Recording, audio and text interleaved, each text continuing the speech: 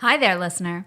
You're about to experience TADPOG. Tyler and Dave play old games, and there will be plenty of game talk, but also copious amounts of crude, off-color, offensive, and immature speech. So if you are of a rather sensitive humor constitution, we're just letting you know what you're in for with this show. It has games. It has jokes. You know, just games and jokes. Take the games, take the jokes, and have a good time.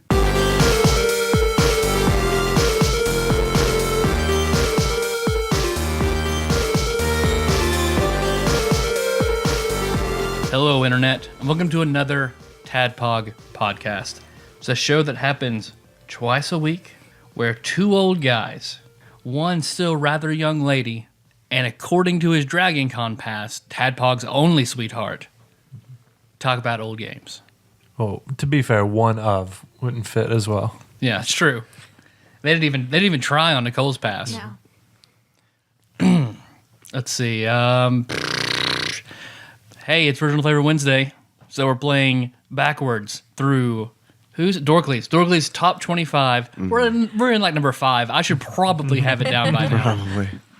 Top 25 N64 games. We don't expect a lot. I mean, you know. No one does. No one does, and that's good, because, like, I was talking to somebody about it this weekend, where it's like, I was talking to Jordan about it this weekend, where it's like, you know what? I don't want anyone to think that we're video game experts. Like, I never want to present myself as a video game expert, because, like... Two old game historians. Yeah. Because our listeners combined know everything about video games. Yep. Yeah, they do. So today we're going to do part 2 of Majora's Mask. But first, I'm your bearded host, Tyler, and I have two small bits that will then come together to form my intro. Okay. One, I think I talked back in the day about how my high school girlfriend would shout about things in traffic. Like one time I was on our highway that runs beside my house still to the high school. The only good places to pass are like double yellow line places. And like I went to pass somebody on that and she freaked out screaming double yellow line like I was going to smack into something invisible. Something similar happened. Meg is usually a pretty calm, reserved person, but she had one of these while we were at Dragon Con. And I don't want to talk a whole lot about Dragon Con because we can do that later. Yeah, I'd like to do that. Sean McElwain suggested that we dedicate an entire episode to Dragon Con. Yeah. And I think that's a good idea. Yeah. I think you've got enough to talk about to fill an episode, definitely. Yeah. Yeah. Do you think you guys would want to come back for that? You were at Dragon Con. We were at Dragon Con, yes. Yeah. And you did very different things than I did, and I'm assuming different things than Tyler did. Yeah. All right, cool. Back to your intro. Sorry, I was just No, it's always good to make plans. hey, let's plan this shit out. Hey, I want to. No, let's make Josh commit to something on the mic. Exactly. That's kind of what I was thinking. Either you ask Nicole to commit for him, or you do it live on the air. Right. Because Josh and I parked the car off in a cheap parking garage. We dropped the girls and our luggage off first. Women. Sorry. Ladies. My Ladies is wife better. is a fully grown adult woman. The two fully grown adult women off with the stuff, and I gave Meg like my driver's license, and I had to write a note and stuff like that for her to pick up my badge while Josh and I were parking the car. Yeah. So Josh had to go pee, so he runs in the hotel while we unload everything. People are backed up behind us Tyler. getting upset. Something you just don't talk about. Tell everybody. So, and I jump in the car to move it a little bit forward to let other cars by. That time, Josh comes out and then starts getting the passenger seat because we're going to drive to drop the car off and take the bus back. Yeah. Well, as Josh is getting in the car, see, Meg just goes into full-fledged panic attack mode and just screams, "No! Don't let him drive! Tyler doesn't have a license!" And like in the same like frustration and like just any onlooker, the next thing I expected her to say was, "'Cause he killed that kid! 'Cause he ran over that little boy and had his license taken away. He's a monster, don't let him drive." It was very crowded. Like there were lots of people around too. So it was very funny. It's like or it was like what's that? Surreal Life, where Flavor Flav is always trying to drive, trying to sneak to the driver's seat and drive, despite he has no license. People have to get very angry with him about it. That happened a lot. The 2 episodes I saw, he was like, "I love driving. It's my peace. It's where I find my center." And somebody else is like, he hasn't had a license in years. He's had so many accidents and tickets and all that sort of shit. He should not be driving a car ever. All right, that's good to know. I'll put it in the old Flava Flav vault. Because I was like, Meg, why did you say it like that? Why did you have to scream it like that? Well, you don't. Okay. How did that resolve? Did you just do it anyway, or? No, I switched. I didn't want to drive anyway, so No, I was like, I that's a drove good us. reason. Yeah. Josh, drive. I drove us safely there. Good. I'm glad. Do not like city driving under any circumstance. I hate driving. it. Driving in Atlanta, Dragon Con is not fun. Driving Atlanta, period. Plus, not to mention, there were Joe Biden was there. There were 2 like sports games of I some like the sort. way you say Joe Biden. Like it's one word. Joe Biden. Joe Biden. Joe Biden was there. You know, from Major League, the totem, Joe Biden. So yeah, traffic in Atlanta that weekend was horrendous. Yeah. That's why that first day we're like, nope, we're not going anywhere. Nope. Yeah. The other thing I want to talk about is I want to address Nicole's really good news. All right. You got good news? You told us on the way to Dragon Con. I was very, very excited and happy and, dare I say, proud of you for your very good news. Well, tell us your good news. I have no idea what you're talking about. Well, you have gone the majority of your life thinking that you're an A cup. Oh. But we found that is not entirely the case at all. Let's take a minute and talk about Nicole's news. Why? Because it's pretty good news. And the vast difference between what you were, what you thought you were and what you are, I think is secondary behind like people who didn't know they were pregnant. No, I think that for all the like 3 women that are listening to this show, you should go on Reddit and go to the subreddit A Bra That Fits and check your bra size because it makes a big difference. That's where I go to make sure I'm properly. Make sure you're properly Yeah. fitted. Yeah. Yeah. So, yeah, the majority of women, especially in America where bra sizes are not standardized, think that A means really small, B a little bigger, C normal, D big, double D really, really big. And it just doesn't work that way because it changes, the cup size changes based on the band size as well. So what do you mean by they're not standardized? that means that if I go to Victoria's Secret and buy a 36C, Yeah. and then go to Walmart and buy 36C, Yeah. and then go to JCPenney and buy 36C, Yeah. they're not the same. I hate that. Yeah. I hate that. They do that with like jeans too. And like then you get like vanity sizing and stuff like that. Like for like men's jeans, it should be really easy. A 32 should be 32 fucking inches. Like we have inches for a reason. It shouldn't be like 32 3/4 of an inches. And why are rulers standardized like that? Don't you wish rulers were all the same? So, No, man, 14 inches. Yeah, check my ruler. so yeah, American sizes are not standardized. However, British sizes are. So I got my British bra in the mail today. I ordered a bra Yeah. from England. So Yeah? Is it? Do we want to talk about how much better it is? I'm not wearing it. I haven't tried it on yet. It doesn't have like Union Jacks or anything. That's what I was about to ask. Is it overtly British? I was kind of disappointed in the color scheme of the bra. Does it play God Save the Queen when you put them on? It should.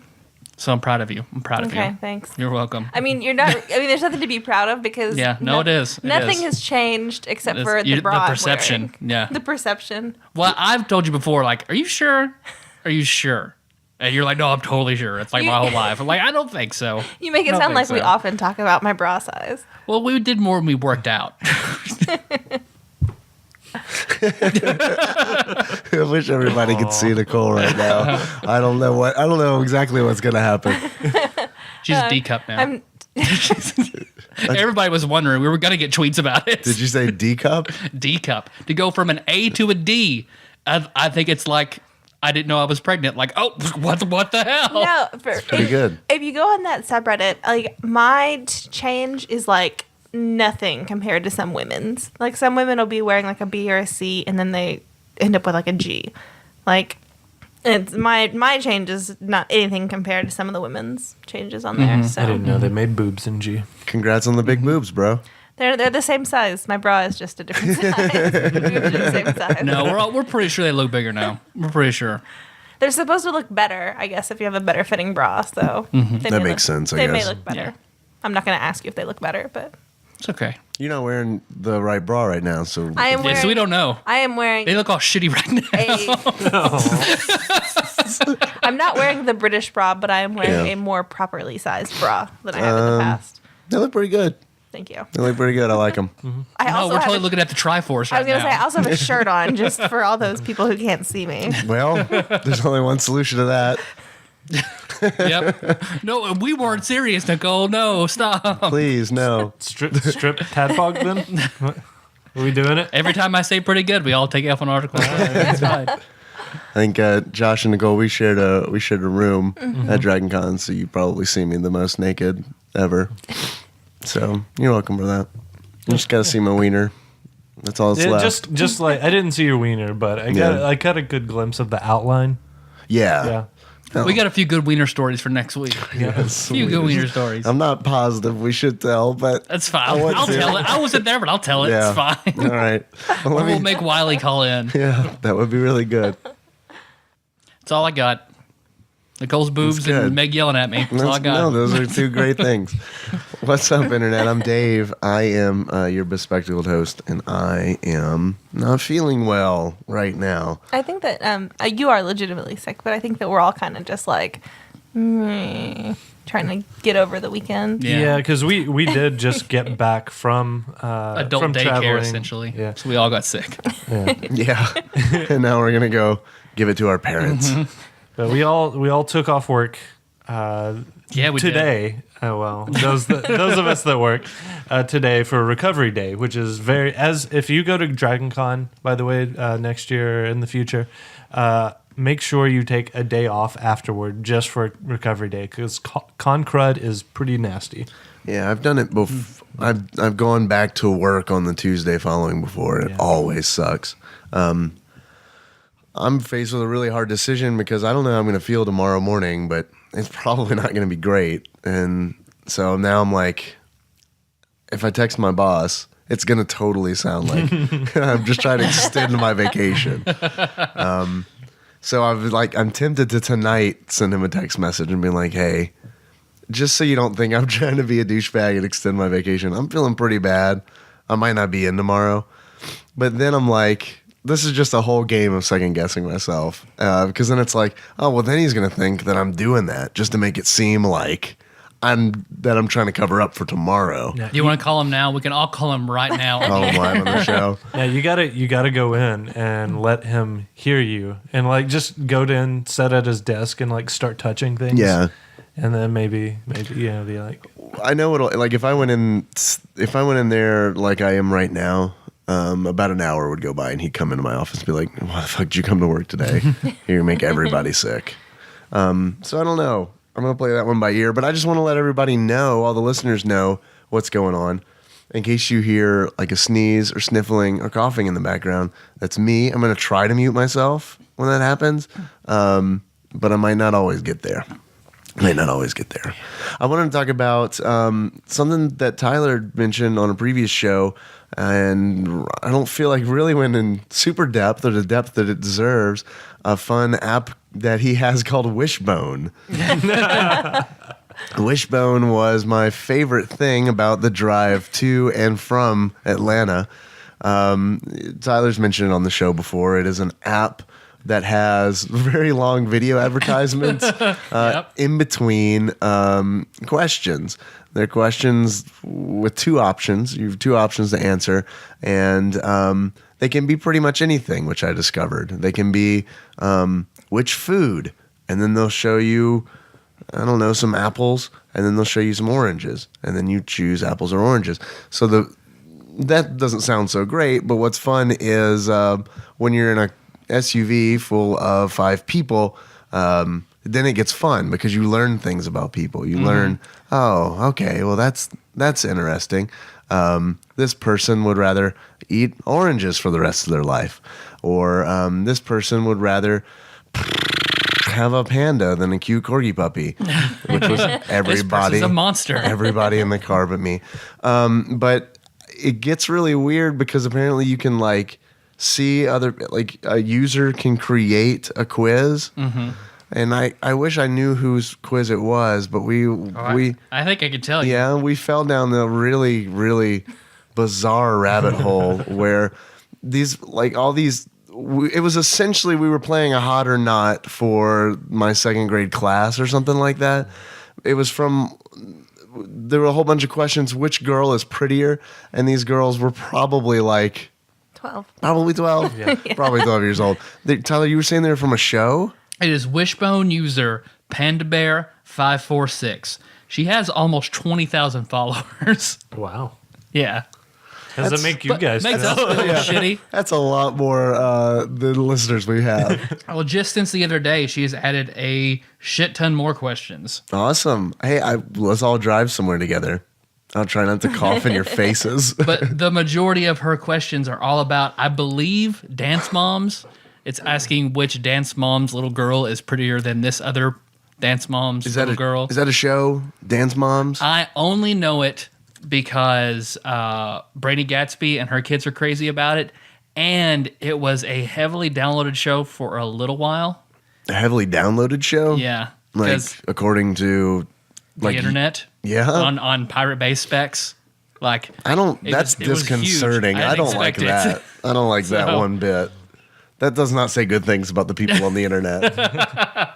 One thing I thought we were looking at, because it asked, like, who is prettier, Maddie or Naya? And, like, Maddie, this little girl is wearing a shirt that just, black shirt, bold letter, says, "Don't stop" on her chest. And it's just like, this is weird now. Yeah. And that's what her tramp stamp's going to say, I'm sure, in 6 years. So, Wishbone. Thank you, Tyler, for introducing that to our Dragon Con trip. Mm-hmm. Yeah, we really did need the fifth man in that SUV. Yeah, we were split a lot of times. There were a lot of times because Dave, you rode part of the way with somebody else. Yeah. and then we were split on an indecision, two and two, and Tyler was the one actually pressing the button, so he usually went with. So it really came down to whatever I wanted. Yeah, it was just basically really did. whatever he wanted, but. Sometimes we'd even vote, and Tyler would be in the minority, but you felt so strongly that it you'd was be like, 4 against 1, but Yeah. Tyler just thought everybody else. Left-handed. Yeah. It's fine. We're doing this. Boobs or butt? Everybody's going to choose boobs, right? Boobs. Yep. Nope. I'm a butt guy, Tyler. I think I'm that a you were butt the guy. only one who said butt. Well, both in all. the No, I girls said said butt. boobs. Yeah, we both said boobs. I said but because the question was, and I love this on Wishbone, it's like, doesn't you interpret the question however you want? Because like the question was like boobs or butt, and then it's like, well, like does that mean would I rather have boobs? No, it was big boobs. Big boobs, big butt. You're right. You're correct. And I was like, does that mean me personally would rather have large breasts or a big butt? I'm gonna go big butt. You're gonna have it. You're gonna fuck it. You don't know. You don't know. Yeah. So you like it's open to your own interpretation. So I like that about Wishbone. I'm sure that is what the Wishbone quiz creator was thinking. What Panda Bear really meant. Yeah. It's a form. That's how she expresses herself, and I like it. Even though I did feel weird as a 33-year-old man telling the internet which of these 12-year-old girls I thought was prettier. I think Glam Maddie is definitely the better of those two. We didn't finish that quiz. I'm glad. That makes me feel a little bit better. What's up, guys? Can you tell us about your badges? Tyler mentioned that a little bit earlier. I think there's a decent story there, at least, unless you had something else you wanted to talk about. No, I didn't have anything particular I wanted to talk about. Are you talking about our Dragon Con badges? Yeah, your Okay. Dragon Con badges. So whenever you buy your tickets for Dragon Con, you get they put your name, your real name, on it. They also ask you for a nickname. Yeah. So you can walk around with a nickname on your badge, and I put Tadpog Sweetheart. I think Meg at this point took the artistic license upon herself and drew a heart instead of the word heart. She did? Yeah. This was Meg. So It's because whenever they ask us for a nickname, they did not give us a character limit. And there is a character And limit. apparently there is one, and so we picked up Josh's badge, and it just said Tadpog Sweet. and then the heart drawn in. So Meg, Meg drew the heart? Yeah. Okay, that makes sense because when I first saw the badge, it said Tadpog Sweet. And I thought that was funny. And then I saw it again and it had a heart drawn on it. And I was like, did I just not see the heart before? Or what happened? which I actually prefer this version. I have to think Meg. Yeah, no, I think it's great. It's a nice touch. Yeah. And I've got a picture of it, so theoretically it'll be in the show notes. But it won't We be. don't know. Yeah. I'll have to put it on Imgur. It'll be a No, whole we're not thing. doing it. Just take our word for it, listener. It happened. And your badge, Nicole, you tried something. My, at least Josh got like half of his nickname on there. They even split the word in half. They split up sweetheart into sweet. I tried for my nickname to be Nicole of Kirby fame, and they just fucking put Nicole. Nickname Nicole, name Nicole. Great. Done. So yeah, I, if you're gonna give me the option, tell me if there's a character limit. Yeah, I agree. Or like they could have just put Nicole of Kirby, I guess. Nicole of Nicole O'Curb. Nicolo Curb. Nicole O'Curb. And mine has been Higginbottom every year I've been at Dragon Con. It's the That's- name of one of your D&D characters. Yep. Yeah, Yep. from one of my games. Mm-hmm. Mine has always been Finnegan, which is a character from one of your games. Yeah. Yeah, it's nice. Sweet Yeah. guy. Yeah, You guys want to talk about Majora's Mask? not really, but I feel. I was. You mentioned last week that mentioned me reading the creepypasta. So Thank you. I am volunteering to read it if you so desire. Please. Yeah, please I'm do. glad you remembered it because I wouldn't have. Yeah, I put that in the show notes, and for the last time we're talking about Majora's Mask, and I'm honestly like, I don't get creeped out super easily, but like when I was putting it in the show notes, I reread it and watched the video. The videos are so good. Their videos are really good, and Yeah. it was like, I mean, it was one of those where I don't believe it, but it's done so well that I feel like it works on me. Like it totally made me feel like tingly and stuff, creeped out. I love it. Yes, please read it. Okay, I need a device with. Oh, I thought you came prepared. I was all impressed for a second. This has the internet on it. This has the Here, internet. Use that. It's, oh. The price is you'll get very ill. But I guess we're obliged to talk about Majora's Mask. Yeah. Then I guess I'm ready.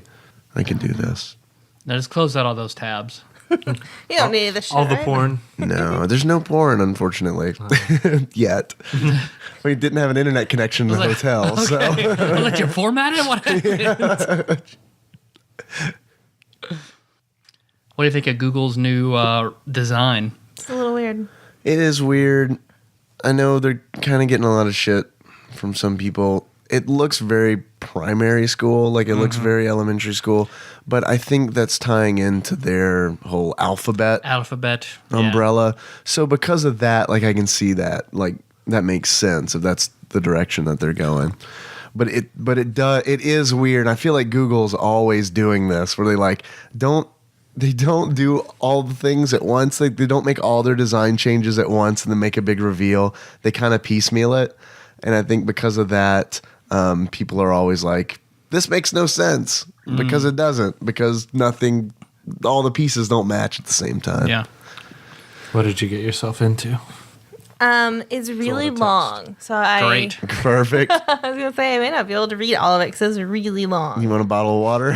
I may need one. Because I really don't have much to add to this conversation today, so you're pretty much letting me off the hook. Who is it by? Do we know that? Alex Hall, also known as Jaduzable Jaduzable? Is that his rap name? or Jad Usable. Jad Usable? Jaduzable.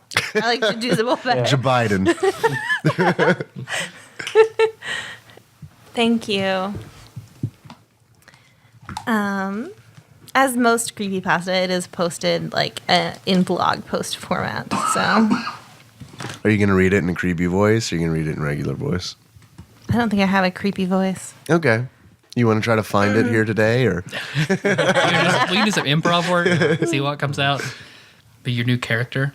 hold on, let me see if I can find like Lightning Crashes app on my iPhone. So whenever you do a big reveal, I have the Thunderstorm white noise app, so we could just. I'm familiar with that one. That makes me wake up Makes really you have having to to pee. pee. Yeah. Okay. Post number 1, September 7th, 2010. Okay, I need your help with this. This is not copy pasta. This is a long read, but I feel like my safety or well-being could very well depend on this. This is video game related, specifically Majora's Mask, and this is the creepiest shit that has ever happened to me in my entire life.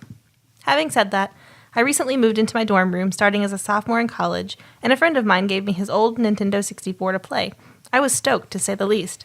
I could finally play all of those old games of my youth that I hadn't touched in at least a decade.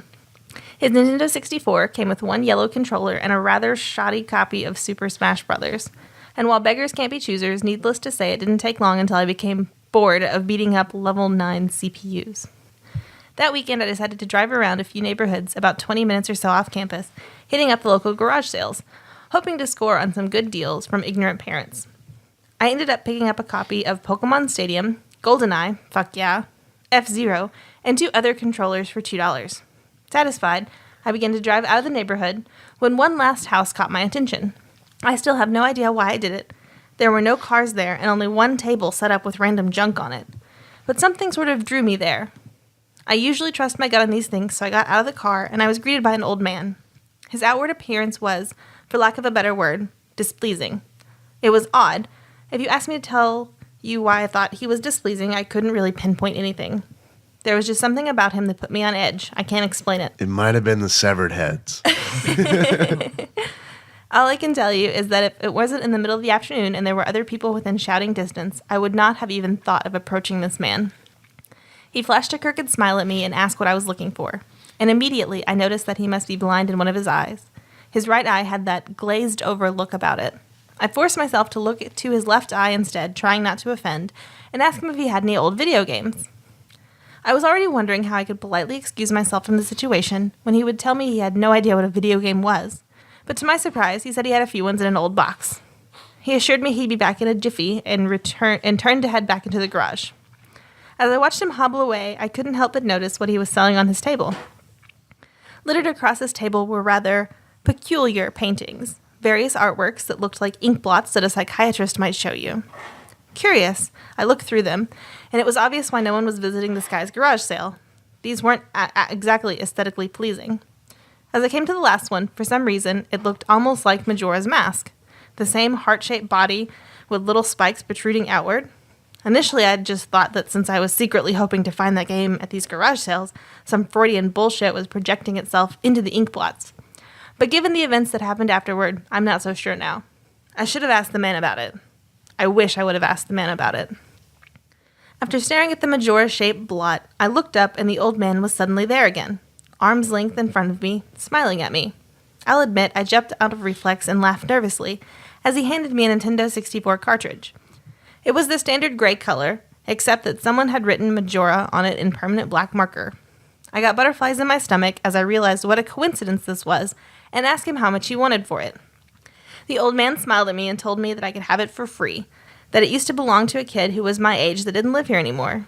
There was something weird about how the man phrased that, but I didn't really pay any attention to it then. I was too caught up in not only finding this game, but getting it for free. I reminded myself to be a bit skeptical since this looked like a pretty shady cartridge, and there's no guarantee it would work. But then the optimist inside me interjected that maybe it was some kind of beta version or pirated version of the game, and that was all I needed to be back on Cloud 9. I thanked the man, and the man smiled at me and wished me well, saying goodbye then. At least that's what it sounded like to me. On the way in the car ride home, I had a nagging doubt that the man had said something else. My fears were confirmed when I booted up the game. To my surprise, it worked just fine. And there was one save file named simply Ben. Goodbye, Ben, he was saying. Goodbye, Ben. I felt bad for the man, obviously a grandparent, and obviously going senile, and I, for some reason or another, reminded him of his grandson, Ben. Out of curiosity, I looked at the save file. Eyeballing it, I could tell that he was pretty far in the game. He had almost all of the mask and 3/4 remains of the bosses. and noticed he had used an owl statue to save his game. He was on day 3 and by the stone tower temple with hardly an hour left before the moon would crash. I remember thinking that it was a shame he had come so close to beating the game, but he had never finished it. I made a new file named Link out of tradition and started the game, ready to relive my childhood. Bless you. Thank you. Excuse me. I muted that, but I'm sure it came through other mics. That's a little creepy sneeze for everybody listening. For such a shady-looking cartridge, I was impressed at how smoothly it ran. Literally just like a retail copy of the game, save for a few minor hiccups here and there, like textures being where they shouldn't be, random flashes of cutscenes at odd intervals, but nothing too bad. However, the only thing that was a little unnerving was that at the times the NPCs would call me Link, and at other times they would call me Ben. I figured it was just a bug, a fluke in the programming causing our files to get mixed up or something. It did kind of creep me out, though, after a while, and it was around after I had beaten the Woodfall Temple that I regrettably went into the save files and deleted Ben. I had intended to preserve the file just out of respect of the game's original owner. It's not like I needed 2 files anyway. I hope that would solve the problem. It did, and it didn't. Now NPCs wouldn't call me anything. Where my name should be in the dialogue, there was just a blank space. My save file name was still called Link, though. Frustrated and with homework to do, I put the game down for a day. I started playing the game again last night, and getting the lens of truth, and working my way toward completing the Snowhead Temple. Now, some of you more hardcore Majora's Mask players know about the 4th day glitch. For those of you who don't, you can Google it, but the gist of it is that right as the clock is about to hit 0 on the final day, you talk to the astronomer and look through the telescope. If you time it right, the countdown disappears, and you essentially have another day to finish whatever you were doing. Deciding to do the glitch to try and finish the Snowhead Temple, I happened to get it right on the first try, and the time counter at the bottom disappeared. However, when I pressed B to exit the telescope, instead of being greeted by the astronomer, I found myself in the Majora boss fight room at the end of the game, the trippy boxed-in arena, staring down at Skull Kid hovering above me. But there was no sound, just him floating in the air above me, and the background music, which was regular for the area, but still creepy. Immediately my palms began to sweat. This was definitely not normal. Skull Kid never appeared here. I tried moving around the area, and no matter where I went, Skull Kid would always be facing me, looking at me, not saying anything. Nothing would happen, though, and this kept up for around 60 seconds. I thought the game had bugged or something, and I was beginning to doubt that very much. I was about to reach for the reset button when text appeared on my screen. You're not sure why, but you apparently had a reservation. I instantly recognized that text. You get that message when you get the room key from Anju at the Stockpot Inn, but why was it playing here? I refused to entertain the notion that it was almost as if the game was trying to communicate with me. I started to navigate the room again, testing to see if that was some sort of trigger that enabled me to interact with something here. But then I realized how stupid I was. To think that someone could reprogram the game like this was absurd. Sure enough, 15 seconds later, another message appeared on the screen. And again, like the first one, it was already a pre-existing phrase. Go to the lair of the temple's boss. Yes, no. I paused for a second, contemplating what I should press and how the game would react, when I realized I couldn't select no. Taking a deep breath, I pressed yes, and the screen faded to white with the words, Dawn of a New Day, with the subtext, I, beneath it. Where I was ported to filled me with the most intense sense of dread and impending fear I had ever experienced. The only way I can describe the way I felt here is having this feeling of inexplicable depression on a profound scale. I am normally not a depressed person, but the way I felt here was a feeling I didn't even know existed. It was such a twisted, powerful presence that seemed to wash over me. I appeared in some kind of weird Twilight Zone version of Clocktown. I walked out of the clock tower, as you normally do when you start from day 1, only to find that all the inhabitants were gone.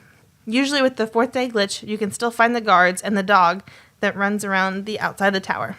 This time they were all gone. What replaced them was the ominous feeling that there was something out there, in the same area as me, and that it was watching me. I had 4 hearts to my name and the hero's bow, but at this point I wasn't even considered for my avatar. I felt that I personally was in some kind of danger.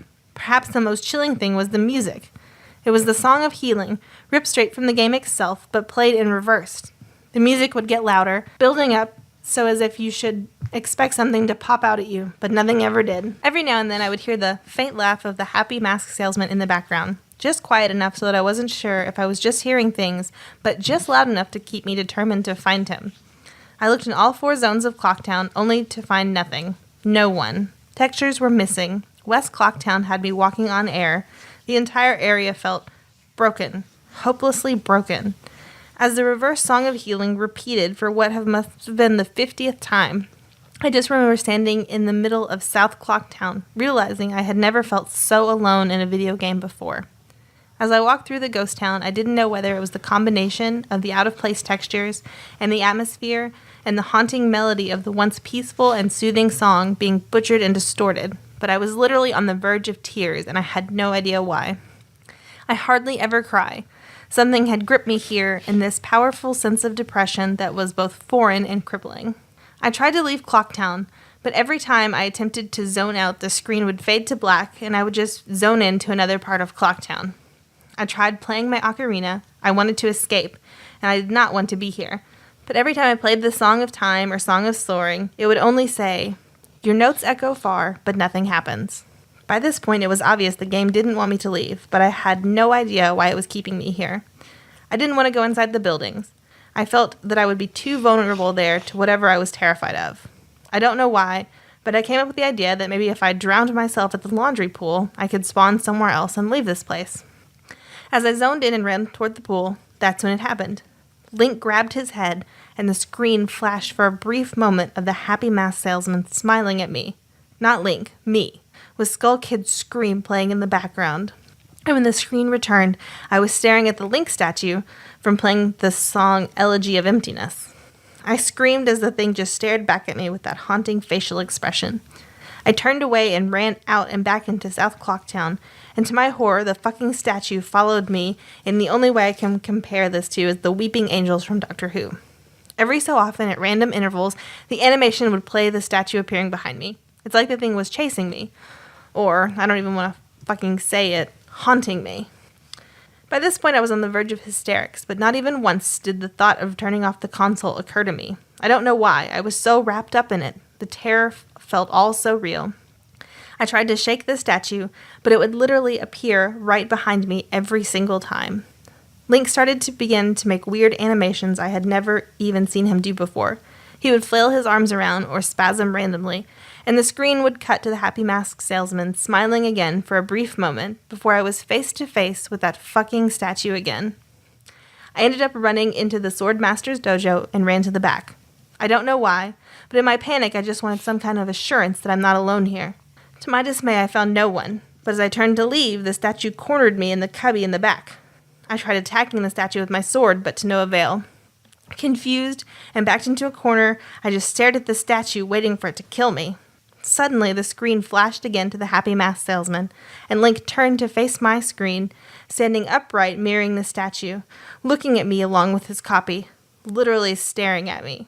Whatever was left of the fourth wall was completely shattered, while I ran out of the dojo terrified. Suddenly, the game warped me to an underground tunnel, and the reverse song of healing queued up again, as I was giving a brief moment of rest before the statue started appearing behind me again, this time aggressively. I could only take a few steps before it would summon behind me again. I hurriedly made my way out of the tunnel and appeared in southern Clocktown. As I ran aimlessly in a sheer panic, suddenly... Suddenly what? Suddenly... Suddenly what? Suddenly Susan. It says re-dead. Is that what it says? Suddenly a Re-dead. Yeah, they're the zombies in Oh, the Zelda okay. games.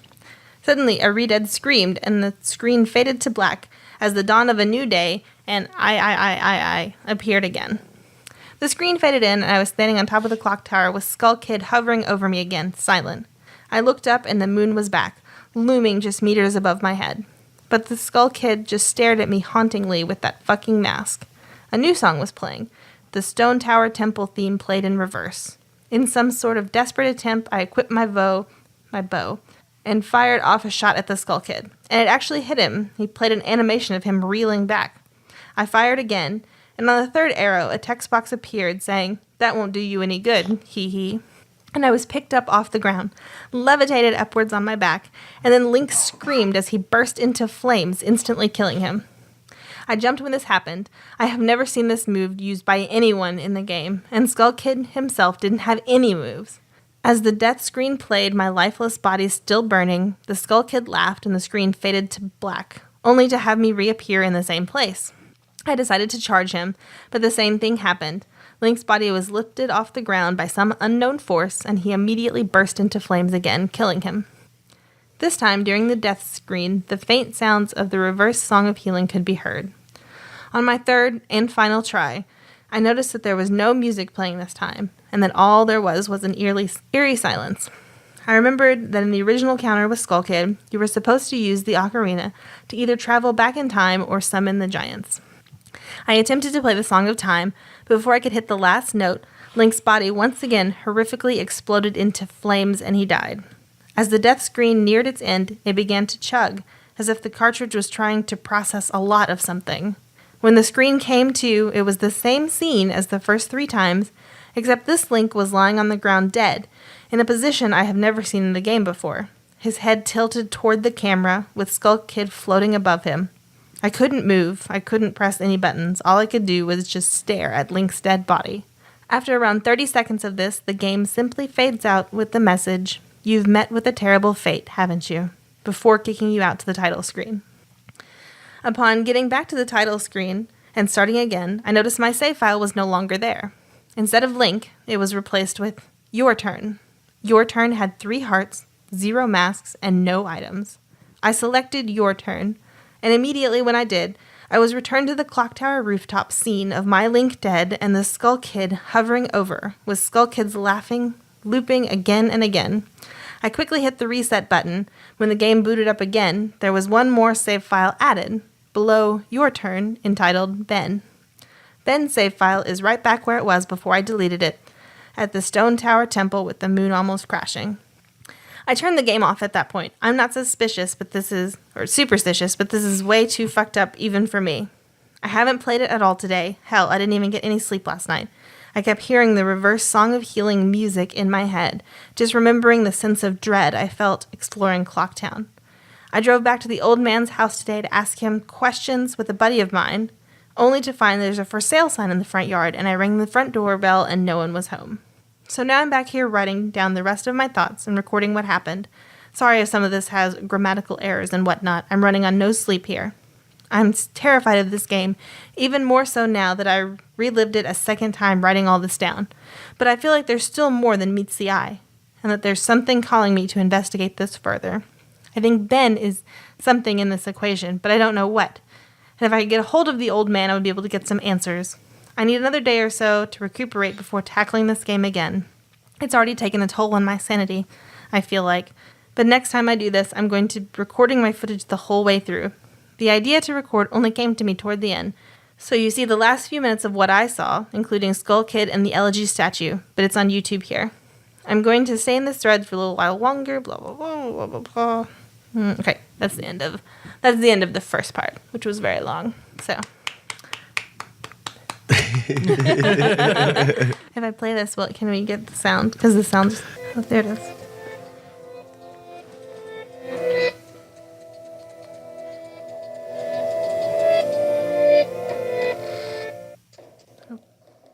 Anyway. So you have to keep that playing while you read it. Mm-hmm. Yeah.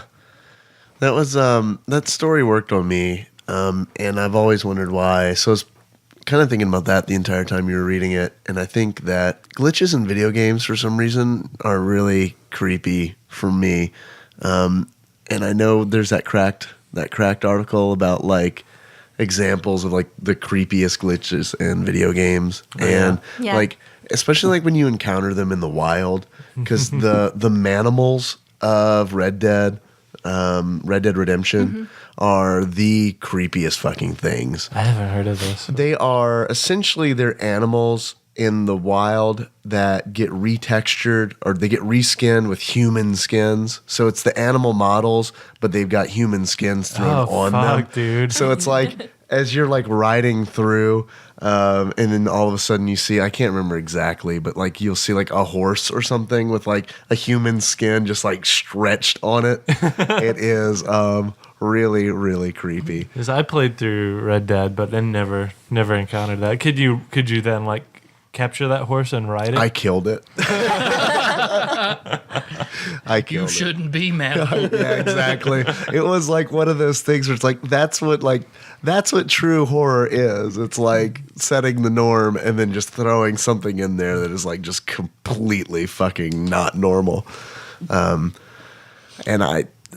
the whole bin thing still works for me, even though it's got like it's obviously not true. I mean, it's got like it's got all the tropes. It's got the doomsayer who's the old man when you buy the game. It's got all the tropes. But the other thing is like most of the RPGs that I own for SNES, they all have the original owner's save file on there. And I refuse to delete those save files. So that's cool to think about too. I like that that's part of the story. And that I've often wondered, that data stays on a battery, on a cartridge for so long. Like, what happens when that data gets corrupted? Because, it sits there for long enough and the battery starts to go. Who knows what happens? Yeah, I think the character is a very relatable character because I can see myself doing that too, like leaving the original save file. Yeah. You're gonna respect that. Yeah, just leave that for that person.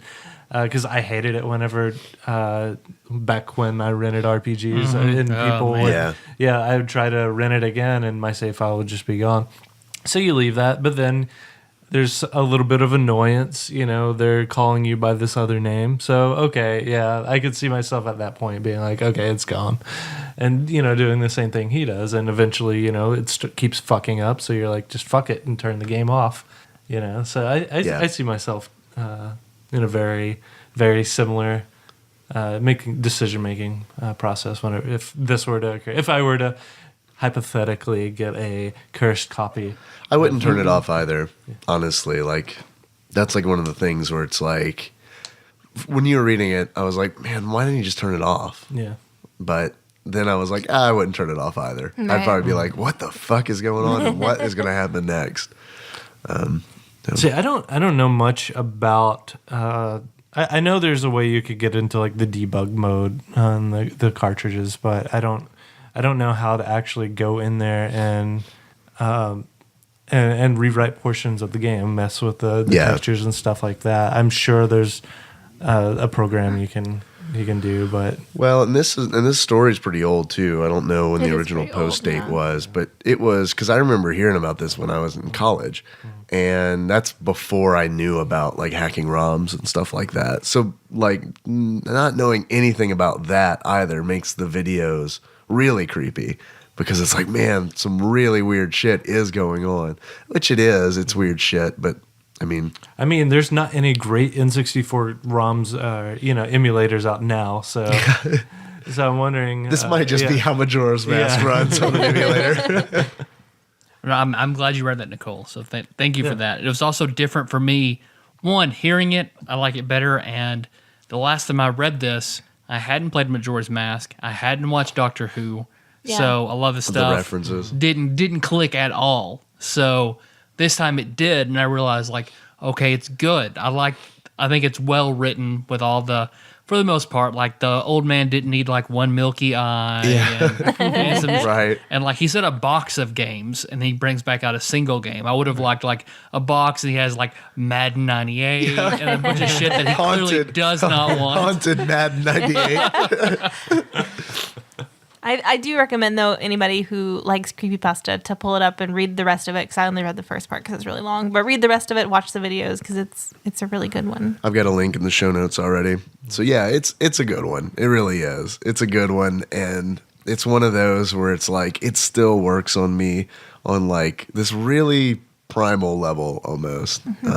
So yeah, check it out for sure. You want to talk about Majora's Mask now? No, We have been. that counts. Count it. Count it. Because we already read Dave's on Wikipedia last time, We so did. we can dive right in. I tried so hard to beat this game. I tried. While everyone else was playing board games, I was sitting in the back at Dragon Con playing this game, trying to get through it. And I don't hate it by any means. I don't hate it, but it's just like, man, this game is. It feels less like a video game I can sit and play for hours and hours, as much as like just a series of like do-it-yourself projects that you need to parcel out over time, because like, man, it's just because I guess it's circular. It's in a circular box, so you can't like in Oceanara of Time get out and run all over the place. There's no like there's no like tractor going anywhere. You're just in this just small environment doing the same stuff over and over and over again. And I just wanted to get to dungeons and fight bosses and experience the story and keep moving. And at every opportunity, there's just so much repetitive minutia crammed in there that I found it busy work, incredibly frustrating. Yeah, there's just so much just busy work between the fun parts of the game. Are there only 4 dungeons in this game? That's to my knowledge. I got to the last dungeon and I just hit a wall today. It's like, I want to push through and finish this for the show, but I cannot play another minute of this game today. I can't do it. What about the dungeons? Did you like the way the dungeons were set up? I was all fine with the dungeons, and I think this is one of Zelda's big selling points. And Majora's Mask is on point. I think the bosses are fantastic. Yeah, I love the boss fights. Every one of them is so different, and you use all your weapons. And all the boss fights that I've gotten to were great, despite the fact I had to do them a fuck ton, because at least they give you a shortcut. Because like whenever you beat a boss, it has an effect on the environment. So whenever you have to go back in time, it resets what you've done. So you have to go and beat that boss again. Oh, you have to do the boss again? Yeah. Yeah, so I beat the bull boss, like Goit is his name. I beat him, oh my god, so many times. So it would bring springtime to the Goron City. No. Yeah. Nope. I was pissed because I thought I'm not going to this funky dungeon again. No, okay, there's a warp at the beginning to the boss, but so you just have to fight the boss. Just the boss, but still no. Oh, so again, something that like you're sitting in a room talking about it, how it sounds awesome, and then put it into practice, or they didn't even really think about that part, and then the programmers had to be like, well, if it's a time traveling game, then all this does reset, so you have to blah blah blah. Yeah, well, except for your money, right? Which makes me wonder if that dude is some kind of like genie. Yeah, because like he let me look at you. Oh yeah, Link. All right. Right. Well, if you ever try to withdraw money, I'm going to give you a fucking hard time about it. But fucking come all over the place anytime you give me rupees to store. That's what Jordan was saying when I was talking to him about this game was it'd be great if you could just crawl into that guy's safe. The TARDIS is back there. It's where he throws all the rupees. Exactly. There were 2 points in playing through this game that I just wanted to rage quit out of frustration. One at Dragon Con, and it is just on the 3DS. I don't know. I see why they did it. They tried to make the 3DS version a lot easier, for the most part. But there is, to get the stone mask, which is hilarious looking. It's just this weird looking. It makes you look like Wobbuffet, the Pokemon. It's just like 2 dots and a crooked smile and just a plain face. And it makes you so unobtrusive, no one notices you. So you put the stone mask on, and the Gerudo don't notice you. Okay. So before, it was like a point to go get that mask before you go into the Gerudo encampment to sneak through it, because you have to do something for the Zoras. But instead of putting it in like this canyon, they put it inside the Gerudo fortress. Okay. So by the time you get it, you don't need it? Is that what well, no, they give it to you at the very beginning. So it's like, you can make it harder on yourself if you want to, or here's the easy thing, just write it out front for you. Low-hanging fruit. Okay. Oh, yeah. But in order to find the mask, like, because a soldier is wearing it, so you have to use the lens of truth that lets you see invisible things to even find the soldier that's wearing it, because he's so obtrusive, Link can't see him. Okay, that makes sense. So, but I guess it's in the Canyon in the N64 version, you put it in the lens of truth, there's magic all around, it's fine. There's no magical pots in the Gerudo village for some reason. I don't know why. So when they moved that over and using an item that requires magic, by the time you make it to it, if you don't know, you're going to be out of magic, like I was. So I get to this part, and like I don't know what I'm supposed to do. I pull up the guide. Straight up, I wanted to finish this game, so I had no qualms with using guide whenever I was the slightest bit frustrated. I wanted to experience it and get through it. So there you go. Yeah. No Game Genie for it. So it's the best I can do. So I put on the lens of truth. I see the soldier over by all these crates. I'm shooting the Gerudo, knocking them down because like for some reason they don't catch you if you shoot them with an arrow and knock them down first. And they get up like, oh, that was weird. Oh well. It's like in any Elder Scrolls game where you've got stealth maxed out. And you can literally be shooting somebody in the Point head. blank, right in front of them. Yeah, Yeah. they've got 3 arrows sticking out of the head. What was that? What was that? Guess I'm seeing things. That's like when you get the Gray Fox's mask. Yeah. And it's like you can just do ridiculous shit like that. Because I see him buy those. I've got the lens of truth on. It's draining my magic meter. I'm almost to him when suddenly magic runs out. He disappears. I know he's there, but because I don't have lens of truth, I can't interact with him in any way. I explore everything, trying to find. I just need and it takes so little magic. I just need one little bitty part, and I can finish this. Nope, not a magic jar in the entire fortress. So after going through this whole fucking thing, I have to play the Song of Soaring, go back, refill my magic. I went in and filled up a bottle with magic just for the hell of it. Yeah, I was and gonna then say had to you go through can- it all over again. You can fill your bottles with potions. So I mean, it's not. But yeah, if you didn't know that that's exactly what you had to do, there's no reason. I mean, it's kind of silly to carry around a bottle of magic when they're magic potion. when Everywhere they're- else, there's well, tons. yeah, and there's so much better stuff you could put. in Yeah, and those you use the bottles too. for other things. Right. Yeah. See, and double down on what I think was just kind of bad design overall for this part of the game is the Gerudo have taken all the Zora eggs, and you're trying to recover these eggs and they'll only hatch if they're all together. So there are 4 eggs in their fortress, but you have to put the eggs in bottles. So in order to go through it on one go, you have to have all 4 bottles, Yeah, which I think unless you you know mentioned what those. you're doing and you're playing ahead, you're not going to get 4 bottles. So I had to go through it, leave to get the potion, go through it again. I only had 3 bottles. So I get 3 Zora eggs. You had to leave. Had to leave again, Yeah. deposit those, had 1 left, go back, go through it another time Yeah. to get that 1 egg, and then go back. And just and a game that's already fucking repetitive enough, making it worse when you didn't have to it didn't have to be Right. worse. Super fucking frustrating. I get it. What did you guys think? Oh, did you both play it on 3DS? Yeah. Okay. I don't know how the save mechanic is on the 3DS. I haven't played that, but I know that was a big complaint was the save system. Okay. that's good. What's the complaint?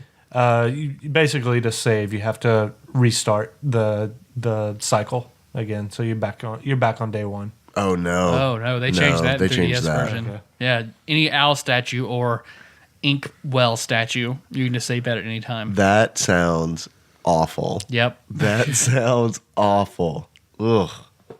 Because there are so many times where I would play a little bit over and have to restart or Yeah. oh God, that sounds really awful.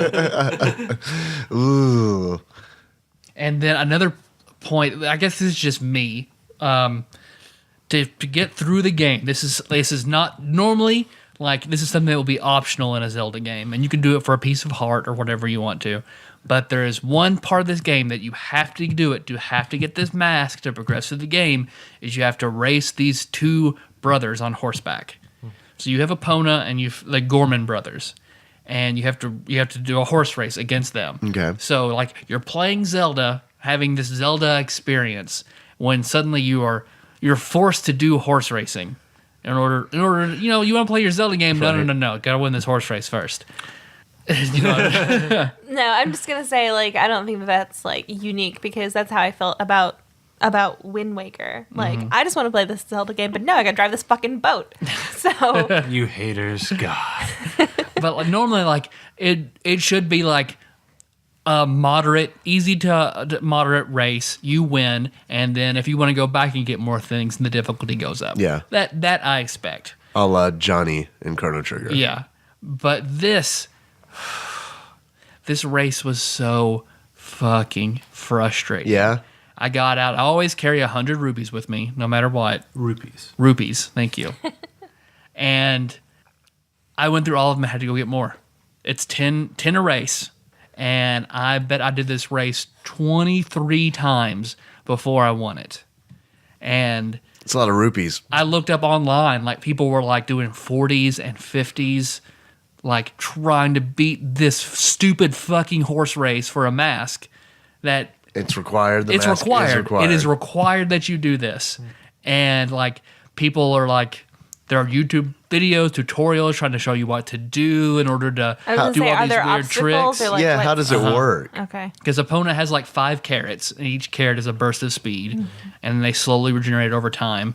And the brothers can't jump over anything, but opponent can. Okay. So you have to basically hug the wall extremely close, and then make sure you jump over all the hurdles perfectly. And you have to time it so that you have carrots in order to do the jump in the first place. Okay. So, like, it uses a carrot resource? yeah. Okay. And opponent has limited carrots. These brothers have infinite carrots. What? So they're just constantly burst of speed, burst of speed, burst of speed, burst of speed. I'm going to sound like a real idiot here. What is a pona? What is that thing? A pony. A pony. Horse. Yeah. Just a pony? A horse, yeah. Okay, gotcha. Yeah. But they're not riding one of those. They're riding... They have full-fledged horses, large horses. Okay. Yeah. All right. Gotcha. So it just... Oh, because if you don't time it just right, you'll just run to the fence and stop. And then if you're not on point, Yeah. like that happens, when I won, like, man, 1 second, 2 second difference. Like, it's crazy that this is required to do in the middle. And plus, it made it worse knowing I'm on a deadline trying to play this game that I want to beat. Yeah, no, absolutely. So it's just like, I had to sit it down, and like I lost an hour to just being sick of that shit before I finally beat it. I get it. Multiple times I told you that I'm not playing this game anymore, and you said you understood. Yeah. So it's like I gave up on this game a long, long time ago because I knew this was like already a miserable experience. You tried to tough it out. I'm glad that you did. I'm still gonna beat it. I'm going to go really? back. I want to beat all the Zelda. So I'm still, whenever everybody leaves tonight, I'm gonna edit the show, and then I'll keep playing through the last dungeon because I'm gonna play it. I'm gonna beat it. I didn't hate it. There are these just weird wrinkles in it that are just suck. Yeah. So I also didn't hate it. And we talked last time about all the good things that I like about it. I want to like it a lot, but it's obtuse, and I feel like every Zelda game I've ever played has a varying degree of how just obtuse it is. And like everyone has at least this one moment where it's like, here's a thing you could never figure out on your own. See how you deal with it. Mm-hmm. Every one of them has like that to a varying degree. And I feel like Majora's Mask is, I haven't played all the Zelda games, but it is at the top of the list of Zelda games I've played as far as that bullshit goes. Because it seems like every single, air quotes, puzzle that I've experienced in Majora's Mask is like that. It's just like, we're going to make this not really so much a puzzle, just a thing where you don't have all the information you need to solve this puzzle. Mm-hmm. One person that you probably didn't talk to on day one in the laundry vaguely mentions this thing that you're going to have to go on in the game later. Yeah. So I'm not a big fan. I honestly don't think that this game was designed well. I just don't. Yeah. I think it was designed... it doesn't feel like it was designed for fun. It feels like this game was designed for selling strategy guides. Is how it feels. Like, Okay. Well, it's a game about accepting death. It's not supposed to be fun. Link dies, and it's his journey to accept that all fact. right. All the masks that you wear are the remains of dead people. You're wearing their souls and parading as them. all cool things. So, yeah. These are all cool things. Everything's being mentioned. The only problem is I spent $40 for this horrible experience. Yeah, I think, you're right. It's just good idea. All the Zelda-ish parts, the fighting and the dungeons, all good. But putting it together in one cohesive thing just didn't work. And I like the concept. Even in the remake, it just didn't work. The masks are cool. Like the concepts of the masks are amazing. I love that. But God, it's just a frustrating, miserable experience. It is. It's just like, I swear to you, when I was playing this, I was like, they just made this game to sell strategy guides. I guarantee it. They were like, you know where the big money is? Publishing. We just bought stock in Brady Games. Yeah. How should we go about this? We heard this internet's coming, so let's go ahead and cash in really big Real right right now now, while yeah. people are still paying for AOL hours. Because you were about to say something about Majora's Mask a little while ago. Because you pointed and said something, and then I kept talking. And I was like, we'll come back to there in a second. I don't know. Okay. Do you guys have anything else to say about Majora's Mask? Do you think that if do you think that without the time component, the 3-day thing, do you think that it would be better? Because it sucked because I never felt like I could. Because here's the thing, like, you need to explore and talk to people and figure out schedules, but the time is constantly looming over you. Constantly. In the dungeons, you can't take your time and explore. You can slow down time a little bit, but then still, it's just like sometimes you're just trying to hurry, and other times all you're doing is waiting. I think that's intentional. It's Yeah. supposed to set you on edge. I mean, you literally have that moon looming over you, getting closer and closer. You know, so it always wants you to have this stress. You know, that you're you've got to get this done. You've got to get it done quickly, And that bad works. shit will happen. Yeah. Josh, where would you put this? But it doubles down to make you like, it's not something you're going to play and like enjoy and relax and have fun. It's like, let's get on this stress machine. No, the only way I can see you like doing it, playing it for fun, is if you've completed it before, and you're like, okay, let's see if I can play a perfect game of Majora's Mask and get all the 4 fucking jars and go and do the things all perfectly. Like, that's the only way I can see this being like, stress relief. Josh, have you played all the Zelda games? Yeah. All the canon Zelda games. Yeah, all the canon Zelda games. I've briefly played Four Swords. I barely count that though. But yeah, all the others. Where, for you personally, where does Majora's Mask fall on like your list of Zelda games? And I don't need like an exact number. Just like, is it low? Is it high? Is It's it actually medium? somewhere in the middle. I definitely put it above the DS, the like Phantom Hourglass and Spirit Tracks. Yeah, but I mean, I know it's Ocarina of Time. I place higher. Wind Waker higher. Skyward Sword, I go back and forth about. So I really don't know how I feel about Skyward Sword, but Twilight Princess, I feel like was a better game. So yeah, somewhere in the middle. Okay. Yeah. Well, that's a little disheartening because I was like, I'd feel a little better if you were like, oh yeah, it's at the bottom. It's somewhere in the bottom for sure. Because what that means is I hear you say that and I'm like, well, at least half of the Zelda games I'm gonna hate. See, I don't really know where to place the originals too, Zelda 1 and Zelda 2, because I really love both of them, but I'm not sure how much of that is nostalgia. They're so different, too. A lot of it is. I've played through both of them recently. I think they hold up amazingly well. Yeah. And they're really, really different because like those games are about exploring and collecting items that you need in a very straightforward manner, I feel like. And then it changed when they went 3D because now it's still about exploring and collecting things to progress, but now it's more, they put more and more RPG elements into it. And I honestly feel like, the puzzles in the 2D Zeldas, I mean, they were still there, but I feel like they weren't nearly as abstract as the ones in the 3D games are.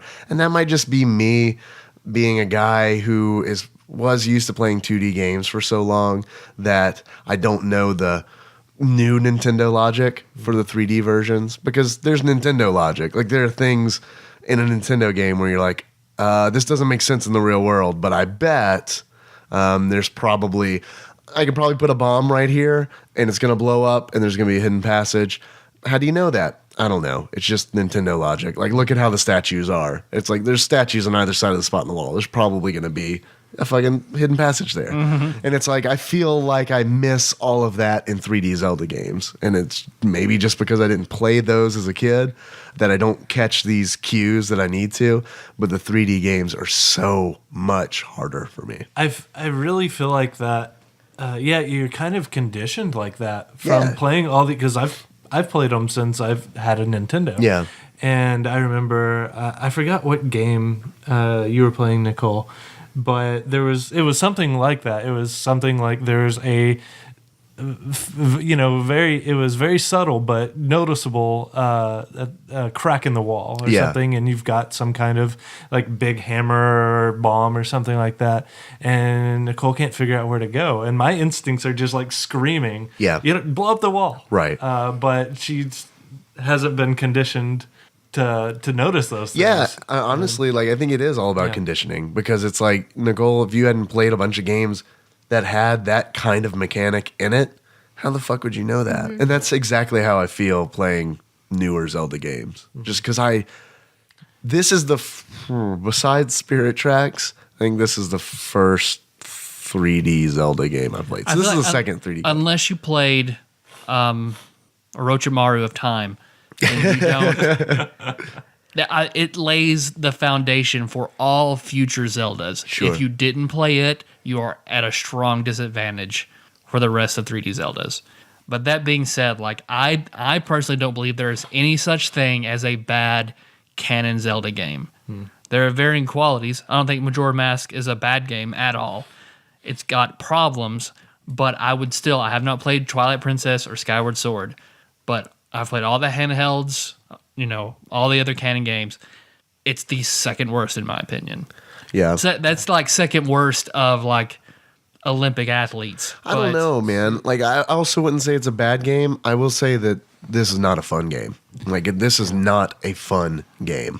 There are probably 200 other games I'd play or more before Majora's Mask. Like, the whole 100 top SNES games, that whole list that we did, I'd play every one of those again before I play Majora's Super Mask. Turrican 2? Yep. Oof. Wow. Yeah. Oof. Every one of those I would play to completion before I'd play Majora's Mask again. Man. I do not like Majora's Mask. But you played Spirit Tracks? I did play Spirit Tracks. Guess who didn't finish Spirit Tracks? Yeah, I don't blame you. This guy. I think that is like, again, not a bad game, but man, I think that is the worst Zelda. Yeah. Link Between Worlds really like picked up the because the handheld Zelda games or 2D Zelda games rather were going downhill pretty fast. I mean, I like Phantom Hourglass, but Phantom Link Hourglass Between is Worlds okay, is but yeah, so Phantom good. Hourglass and Spirit Tracks, like compared to Oracle of Season and Oracle of Ages, those are just kind of. In my opinion, watered down versions of they're the copy Link's of a copy, Awakening. multiplicity style of Link's Awakening. So yeah, definitely. The two on the top are Link's Awakening and A Link Between Worlds, as far as 2D Zelda games. But yeah, they're just a completely different kind of game. Yeah, it's a similar feel. Yeah, but 3D and 2D Zelda games are very different. Yeah, they're just not. I just don't think they're for me, honestly. Like, and that sucks to say, because everyone loves. I shouldn't say everyone. A lot of people love Zelda games, and I see like the great production values that go in these games and the enjoyment that it gives so many people. But it's so rare for me to sit down and like truly enjoy a Zelda game, especially the newer ones, because it's like it had been a long time since I played a Zelda game. And when I got my DS, I was like, all right, let me check out Zelda again. Catch up on old Link, see what's going on. And I got Spirit Tracks. And I threw that in. I started up. I was like, all right, well, I guess I wasted that money. And then I just closed it and moved on. Yeah, That's like having never had cheese before. It's like, oh, man, blue cheese sounds good. I think I'm just going to have like a bunch of that. At least Nintendo isn't afraid to take one of their top sellers, take Zelda, and try new things. That's true. So yeah, it doesn't always work out, but that's true.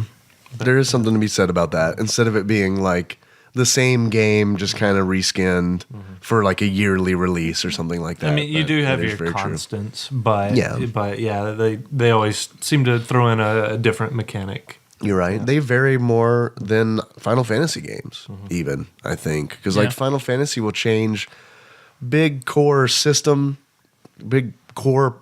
of like the game system. But other than that, everything's kind of, the same-ish. Zelda games really do crazy different things in each game. So I'll be eager to see you start from square one with a 3D Zelda and see if that changes anything for you. With Ocarina of Time. I think that's it. Yeah. Yeah. Yeah. Because that's what we've got coming up. Yeah. Super excited about You got like it. 4 weeks. Oh man, so ready for that. Anybody have any achievements I've got one achievement. or any other comments about Majora's Mask? I've got an achievement. Okay. Yeah. I also have a quiz. Oh shit. I also have a quiz. 2 quizzes. You want to do it? Yeah. Two All right, let's Fuck do yeah, it. I do. Let's do a quiz. Let's do 2 quizzes. I'm going to let ladies go first. Grown women. I'm gonna let grown women go first. Okay, so not to make it this is the creepypasta episode, but That's what we can call it. I have a creepypasta quiz for you guys. Are you gonna test us on the things you read to make sure we were listening? No, I'm not. Like we're gonna have a comprehension test. This is a quiz on how thorough your creepypasta knowledge is. Oh man, I'm gonna do poorly at this. I know Majora's Mask. Yeah, I'm gonna do really bad. Ben Drowns is not one of the answers, so I'll give you that one. Okay. So, and I wrote this down because, I mean, I guess everybody knows what creepypasta is, but I wrote down the definition just All right. for Yeah. clarification. It Webster sounds weird. defines creepypasta as Creepypasta is horror-related legends or images that have been copy and pasted around the internet. So basically, any scary stuff that gets, it's an internet urban legend. basically. Yeah. Yeah.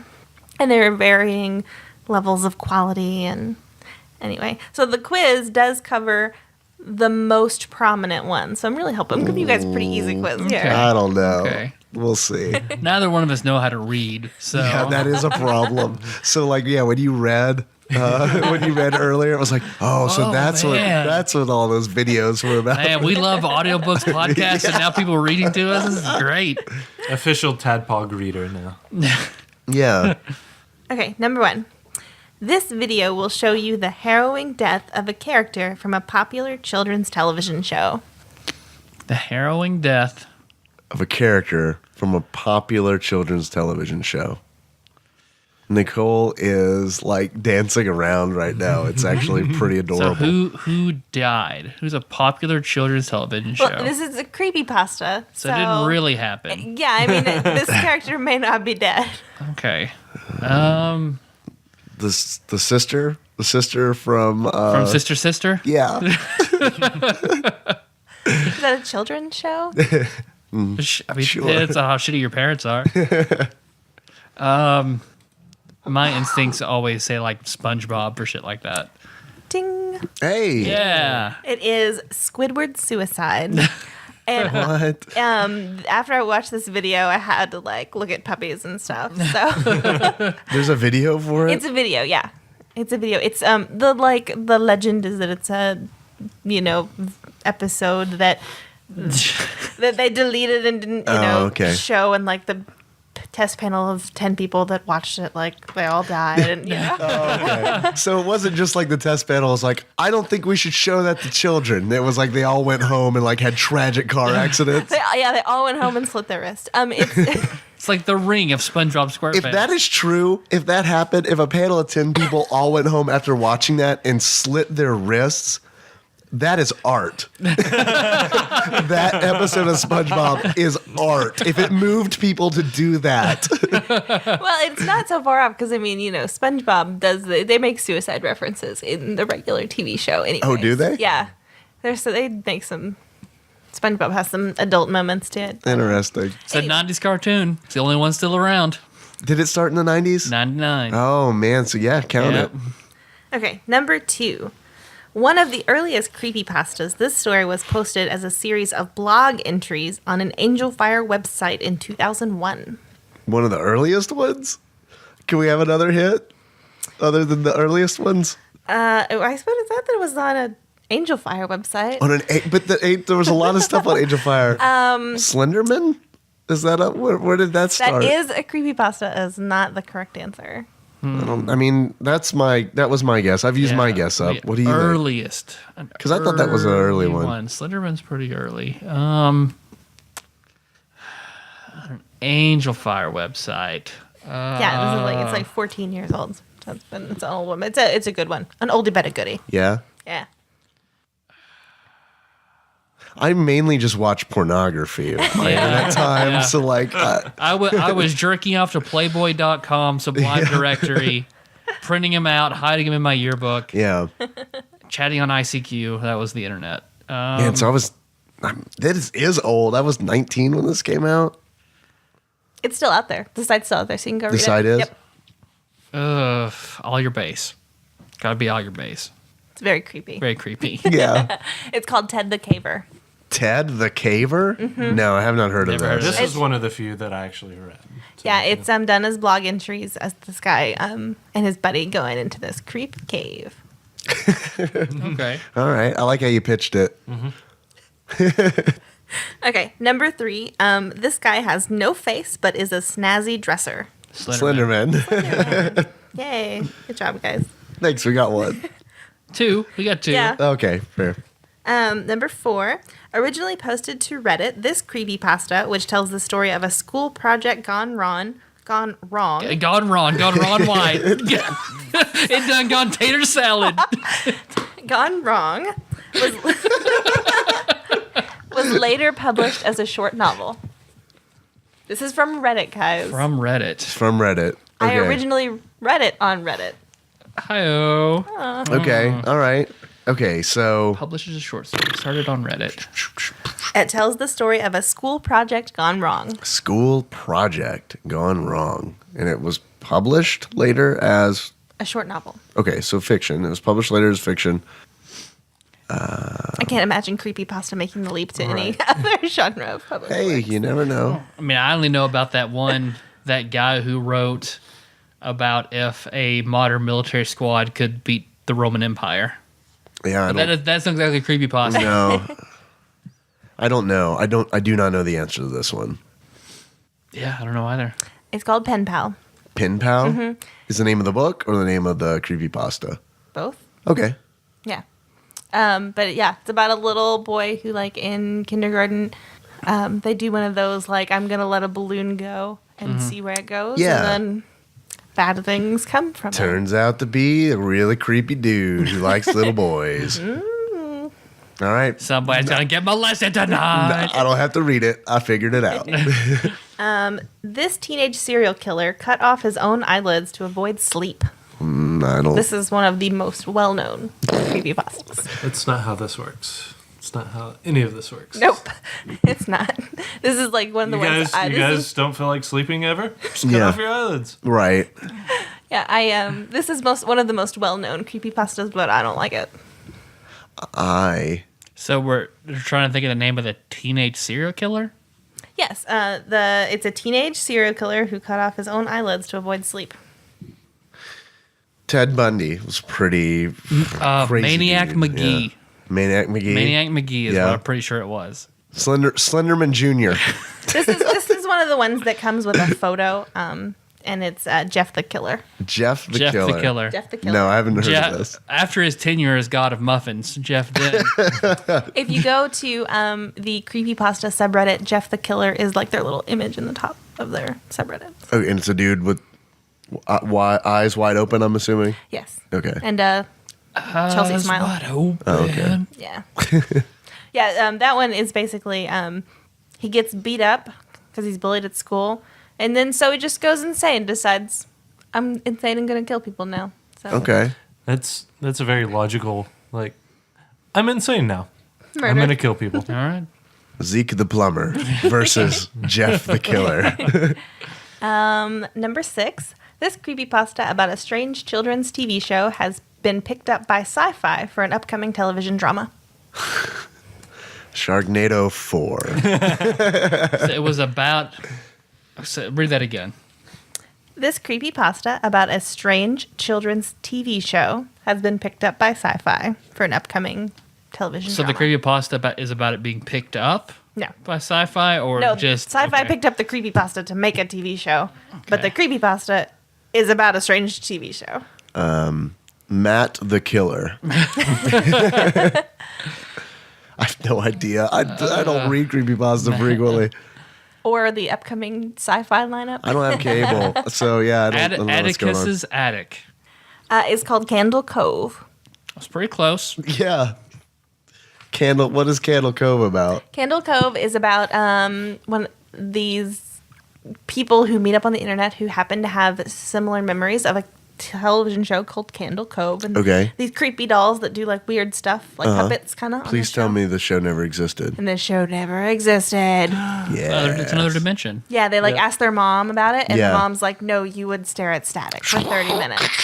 Why did Thunderclap. you let me stare at static for 30 minutes? Yeah. Exactly. I don't know. I wanted to just go out and smoke cigarettes for 30 minutes. Well, You're an awful child, and it got you to shut the fuck up so I can have a break. You were quiet, so Clearly, you're insane, so I'll put everything else together. I don't know, it stopped you from fucking Colby.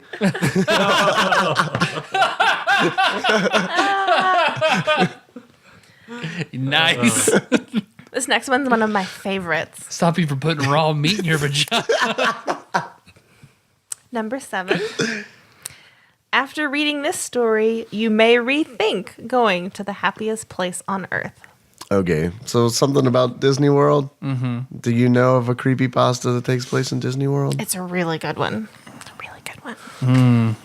I know of a Goosebumps book about something similar, but no. Yeah, I don't know the answer to this. I figured out part of it, I feel like. It is. It's a Disney. And it's like an ongoing thing. Like there's been this one. There's been spin-offs that have spawned. It's called Abandoned by Disney. Abandoned by Disney? Yeah. What's it about? It's about a theme park that Disney had built and then abandoned. And then people who do like urban exploring. Yeah. And then finding So Euro Disney.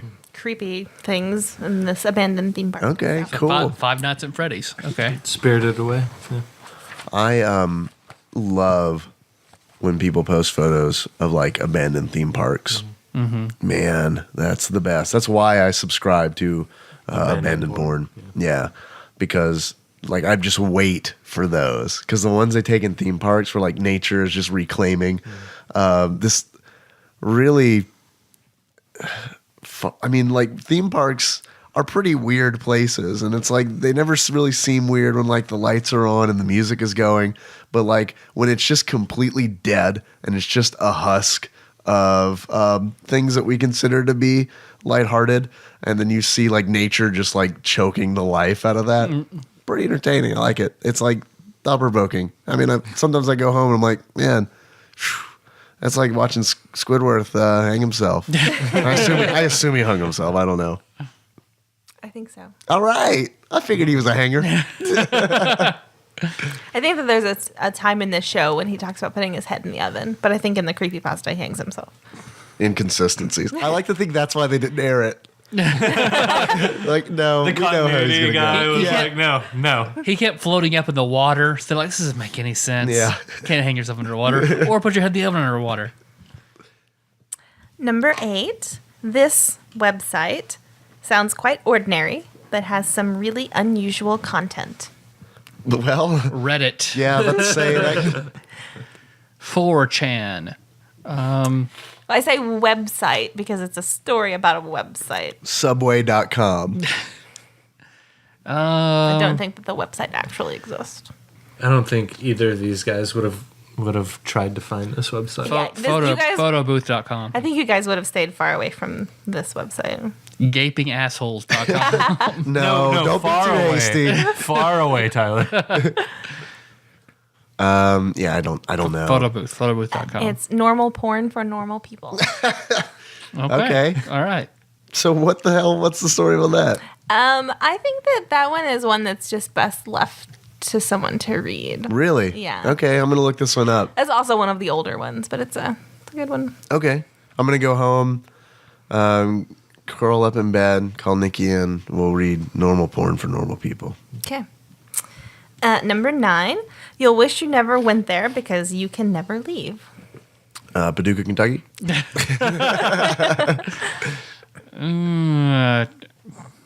It's another theme park. It is not a theme park, but you're on the right track. It's a train station. Not train Trainsy. track did not have a double meaning. I have no idea. I don't know why. Diagon Alley. It's called No End House. Okay. And it's like this guy this guy's friend is like, I found this place and we need to go. And it's like one of those haunted house deals where if you can get through all 13 rooms, then you win money or something. So Okay. it's a pretty good one. All right. Wasn't that featured on Dance Moms?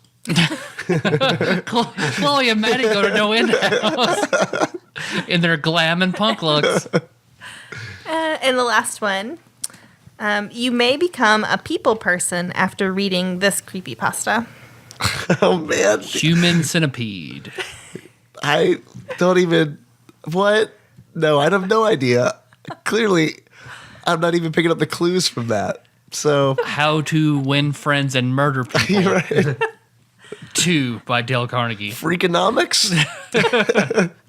Okay, you guys need to brush up on your creepypasta. Clearly. It's Psychosis. Psychosis? Is that is that like a new one? I don't think it's new. Sounds like a Dean Koontz novel. Yeah, that's why I asked, because it's like all of these other ones are kind of like have interesting names, and it's like Psychosis. It sounds like a 2015 horror movie or something like that. Thank you, Nicole. I'm sorry. I have no doubt that we disappointed you thoroughly. You got Slender Man, We got SpongeBob. Slenderman, and you got SpongeBob, even though you didn't know the name, but you knew Got it was 2 a for SpongeBob 10. character, so yeah. Was that an 11 question quiz? No, it was 10. Oh, it just felt super long. Unless I can't count. No, it's 10. No, Okay. Dave and I can't count. We've already No, proved yeah, that. clearly. So. We missed the 0 on that. Sorry, guys. I thought that your internet knowledge was better. Fuck No, no. you roll out pornography, would have fucking knocked that shit out left and right. Yeah. But Well, things of substance on the internet, no. Right. I don't necessarily think I would say creepypasta is things of substance. Well, it evokes other emotions and can be well written and uses language as opposed to just like a dick being shoved somewhere. two bodies slapping against each other. Some porn probably evokes some emotions. Not as Physical many. reaction. yeah, a certain physical reaction. You got a quiz, Josh? I do have a quiz. I'm gonna bring it back around to Zelda. Creepypasta quiz part 2. Okay, this is gonna actually. Can I do this quiz? Can I participate? Yeah, if you want. Yeah, Because I didn't let you participate in that one because we'd Well, already discussed all the answers. So. Yeah. Is this and where you properly fit us for bras, Josh? This is a Zelda item quiz. And, yes. And then I get depressed about how big my cups. I could have swore I was an A, but I'm also a G. I've got varying Pringles cans length, and I'm going to have you drop your balls down Yeah. into them to see what kind of Pringles can you need for your balls. Okay. Various kind of rubs and oils first to see. Probably going to need a longer one. Just go ahead and throw that out there so you're not surprised. So this is a Zelda items quiz. You're going to have to figure out what item I'm talking about. I'm going to give you a little description and the game it's in. So actually, I was going to have this in like ascending order based on difficulty, but I actually had to scrap a bunch of them because I figured Dave probably didn't play them, and then by the end I was just like, "Fuck it, I don't know what Dave's played." Not much. Yeah. So I tried to limit it to just games that Tyler played. I know Tyler's played. So we'll see how this turns out. Tyler, this is all you, buddy. So I'm just going to sit back and cough quietly. So these are going to be pretty. Some of them are obscure. Some of them are probably going to be pretty easy. But here we go. Question 1. This item allows you to cross large stretches of water in Zelda 1. That's the Raft. Good job. Good job. Question 2. You get this item when you give the dog food to the crocodile Sail in Link's Awakening. Bananas. Good job. Wouldn't have known that had Wily not started that game at Dragon Con. Oh, yeah. I helped him get through that trade part. This item allows you to conjure blocks out of thin air in A Link to the Past. Can of Samaria. Good job. Yeah, I was really well done. worried about that one. Yeah. Okay. This is the most powerful sword in Zelda 1. That's Master Sword? Master Sword? Because you have Raider Sword, White Sword, Master Sword. Nicole? She shrugged. No, it is the magic sword. Magic Sword. 3 for 4, not bad. Not bad. Okay. Cane of Samaria, is that what you said? Did we made a comment on that. Like on the- Somalia? Somalia, yeah. The Cane of Somalia. Yeah. The cane of sodomy. Okay. All right. Question 5. For 200 rupees, an Ocarina of Time or Ocarina, Orochimaru. That's my favorite so far. you can buy this sword that is twice as powerful as the Master Sword. Too bad it breaks after a few swings. Oh fuck! That's the double Master Sword. I don't remember at all. I know it now that you've said it. I feel it somewhere in my brain, but man, Excalibur. I don't know. Mop. The mop. It is the Giant's Knife. Okay, but you can get one that doesn't break though. You're saying That's the big orange. giant's knife, not giant snife, correct? Giant Knife. The snife looks like a sword, but it's actually a knife. It's knife. The Snarf's cousin, the Snife. Yes, Giant's Knife. Knife. Okay, number 6. This allows. Okay, I can't even read my handwriting here. Okay. What did that woman think your name was whenever we went out to eat on the way to Dragon Con? And she came back and she was trying. Oh no, it was at Jasmine before we left. Oh yeah, she Yeah. just butchered my last name. Yeah. Yeah. I'm used to like understandable butchering, like somebody calling me Nancy. Nancy or something like that, or Nace or something. Yeah, I don't know. She was just all over the fucking place with that name. I It don't- started with an M too. Yeah. It wasn't even an N. Mandy or something. I think it was Mandy. John Mandy. John Mandy. Okay. This item, controlled by another player, allows Tingle to aid you in Wind Waker. Game Boy Advance. That's the controller you use, yeah, but the item itself. Oh, is this some kind of like magnifying glass? It looks like a Game Boy Advance. Yeah, I don't know then. I It can't is remember. the Tingle Tuner. Tingle Tuner. Gotcha. Sounds dirty. Anything to do with Tingle is going to be pretty good. Okay, question 7. This item teaches Link the ancient Hylian language he needs to enter the desert palace in A Link to the Past. Book of Medora. Thank you. Number 8. This item in Zelda 2 can break certain stones with your. With it, you can break certain stones with your sword. Ooh. I picked this one because I love the name of it. The Nicole medallion. The tit cracker. The Mendy medallion. I don't remember. I don't know. Don't look at me. It is the Handy Glove. Okay. Handy glove. Yeah, I love all the Zelda 2 items. Okay. Number 9. This mask allows Link to run much faster when worn in Majora's Mask. Bunny hood. Yep, yeah, that was an easy one. Because 10 is my favorite item in all the Zelda games, but also probably the most obscure. A woman in the mountain town of Darina asked Link to retrieve this item from the Lizalfos on Maze Island in Zelda 2. So the item you get on Maze Island in Zelda 2. Oh, it's a kid. Oh, you got it. Yes. Yeah. It is the kidnapped child. Yeah, because he holds the kid above his head. So good job. Good job, guys. Tyler, good job. I wasn't going to say that, but I was going to give credit. That was good because you have a. I didn't realize how many fucking options you have for that. It's pretty good. Do that again for oblongs of time. It's a good Will Ferrell show. Man, I haven't thought about the fucking oblongs in a long ass time. And I think about him too much. God, I don't know why I was like, oh words, searching, oblongs. Go with it. It doesn't sound like Okanara, but just go with it. It also doesn't sound like Ocarina. Just go with words like the Macarena. The Macarena. Yeah. I've got one achievement. Yeah. I've got one achievement. Yeah, well, you had to quiz. Then we got off the achievement train. Go ahead, Josh. What's your one achievement? Oh, I was just interjecting that. I was going to let you go first, Okay. but I was just making sure you guys didn't forget. Well, mine is 10,000 hours makes a master. And that is when you beat one of the bosses 10 times. All right. I thought it was because it feels like it's going to take 10,000 hours to beat Majora's Mask. Because that's what it felt like to me. This is to get absolutely everything in this game. It's got to be a 40, 50 hour game. It's got to be. Josh, what's yours? I don't want to forget you. Oh, thank you.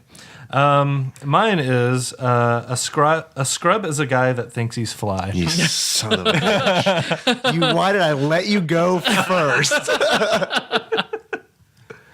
And that is you do your bouncy over the water as a Deku scrub. All right. Dave, yours can be also known as a busta. Yeah. My achievement is called Don't Want No Scrub. In order to unlock Don't Want No Scrub, you have to remove the scrub mask from Link. It's pretty good. It's pretty good. Take 2 shots. Dave and I both reached for that low hanging fruit. We had that. Yeah. What is that called when you touch somebody going for like the same thing? Meet cute. Meet cute. Yeah, Dave and I had to meet cute. Josh and I are Man, both. that is not what I would have said to that question. This is the thing when you touch each other going for the same thing. The start of a gangbang? Meet cute, though. All right. It's a movie. It's a movie thing. Meet Yep. cute. Oh, I know what it is after it was said. Oh, okay. Believe me, I've had so many meet cutes in my life. Please. Yeah? Please. Share them with us. Well, Josh and I meeting for the first time Do you guys had a meet cute? because we both drew each other for Secret Santa in 5th grade. Well, that's not entirely quite. the same. When we thing, hand each but- other candy bars at the and same then time. we touched each other, Detached. and our eyes met, and we just stared at each other for a minute. Yeah. Or Dave, whenever I used your razor and almost gave you AIDS. You didn't use it, right? I used it for like half my face. Yeah. Great. And then used Brandon's razor for the other half of my face. I didn't have AIDS on that half though. I keep my AIDS over here on this side of my Yeah. face, strictly for Brandon. You give me shit about that, but I've known you for like maybe a month. No, I'm not saying. I knew it would piss you off. I just thought I got a 50-50 shot at grabbing the right razor here. So I rolled the dice and lost. That's all right. It worked out. I know how to live with AIDS now. It's not the money. 80s. It's not a death Yeah, sentence it's anymore. okay. Just rub money all over you. Tyler, Yes, Dave. if you were to give this game a beard, what kind of beard do you think you'd give it? I've probably given it before, but I have to give it Karl Marx's beard. Okay. Is it because this game looks good on paper? Yep. All right. Yeah. You're all right. All right, I like it. If you were to give this game a pair of glasses, what kind of glasses would you give it? I'm assuming this comes in glasses form, but I'd have to give it Jason's hockey mask from the Jason movies. All of them, not just like the scary ones, but also like Jason X and Jason versus Freddy, to show that like it has its dark moments and its light funny moments, like Majora's mask. And their masks. Yep. And you got to collect them all. Isn't there one where he's in space? Jason X. Yes. Yeah. Yep. Pretty funny. Yep. Pretty good stuff. Because they have to do a simulation of teens fucking to distract him while he murders them. I've got one more question, and this is for everybody. I want to know, how much is this game on Amazon? If you were to buy this game right now used on Amazon, how much do you think you would pay for it? We'll use Price is Right rules.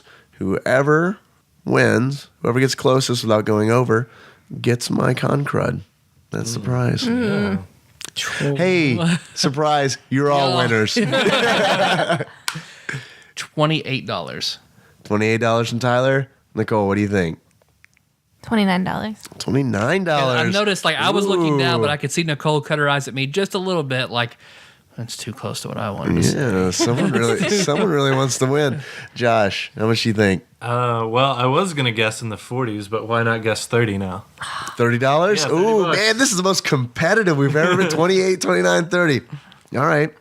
Actual retail value of The Legend of Zelda, Majora's Mask, used for the Nintendo 64 on Amazon at the time of this recording is $42.41. Josh, Strategy paid Josh off. wins. You win. Give me some of that crud. You got it. So, hey, at least I paid less than that for my DS copy. At least there's that. Whew. Well, thanks for listening, everybody. You can find the show on iTunes, Stitcher, or SoundCloud. So don't miss the next episode. We talk about Dragon Con. And after that, I think it's GoldenEye. Yeah, I think that's right. All right. We still love 5-star iTunes reviews. Helps out a lot. I noticed we've got one more written and then one more just starred. So now we're up to 120. Oh, awesome. Do you know who? Pretty happy. Do you know who the written was from? Cannot remember. All right, we'll get them. We'll get them on the next episode. So thank you very much for that. It helps us a lot. Biggest marketplace, more exposure for the show. And because we've got one 1-star review, who I think I know who that is. One 3-star review, and then 118 5-star reviews. So pretty damn good. Pretty happy with it. Not perfect. Not perfect. That's okay. We're only human. Tyler, I know you're probably having problems sleeping at night because we don't have a perfect iTunes score. Cut your eyelids off. Just throwing that out there. It's true. I don't have to sleep and think about it. Yeah.